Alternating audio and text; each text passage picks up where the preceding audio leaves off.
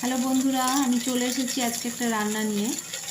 তোমরা দেখতেই পাচ্ছ কড়াতে আমি গোটা জিরে আর তেজপাতা ফোড়ন দিয়ে ছোট করে কেটে রাখা আলু ভালো করে ভেজে নিয়েছি। এরপর তার মধ্যে আমি দিয়েছি 1 চামচ আদা বাটা, 1 চামচ কাঁচা লঙ্কা বাটা, 1 চা চামচ হলুদ গুঁড়ো, 1 চা চামচ জিরে গুঁড়ো, 1 চা চামচ শুকনো লঙ্কা গুঁড়ো আর 1 চা চামচ ধনে গুঁড়ো।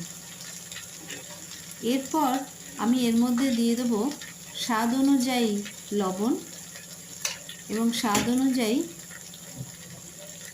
সামান্য একটু চিনি। এটা অপশনাল, যারা মিষ্টি খায় না তারা নাও দিতে পারে, তবে আমার মনে হয় এই রান্নাটার মধ্যে সামান্য একটু মিষ্টি দিলে রান্নার স্বাদটা কিন্তু অসম্ভব ভালো হয়।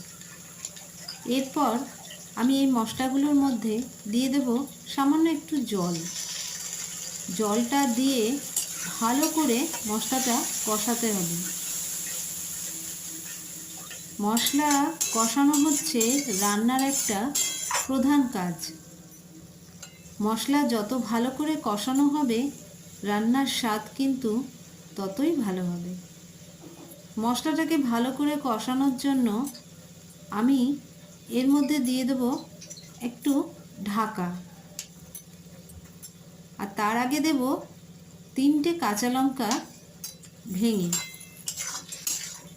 ঝালটা যে যার স্বাদ অনুযায়ী দেবে। অনেকে তো একটু ঝাল কম খায়, আবার অনেকে একটু বেশিও খায়, সেই অনুযায়ী ঝালটা দিতে হবে। এরপর আমি দিয়ে দেব ঢাকা। ঢাকাটা সরিয়ে নিয়ে দেখব ভালো করে মশলাটা কষানো হয়েছে কিনা। দেখতেই পাচ্ছ ভালো করে কষানো হয়ে গেছে। এরপর আমি দেখে নেব আলুটা সেদ্ধ হয়েছে কিনা। হ্যাঁ, আলুটা ভালো মতন সেদ্ধ হয়ে গেছে। এরপর আমি এর মধ্যে দিয়ে দেব আগে থেকে সেদ্ধ করে রাখা মোচা। হ্যাঁ, আজকে রান্না করছি মোচার ঘন্ট। মোচাটা দিয়ে ভালো করে এই আলুর সঙ্গে কষাতে হবে। আমি আগেই বলেছি যত ভালো করে কষানো হবে ততই কিন্তু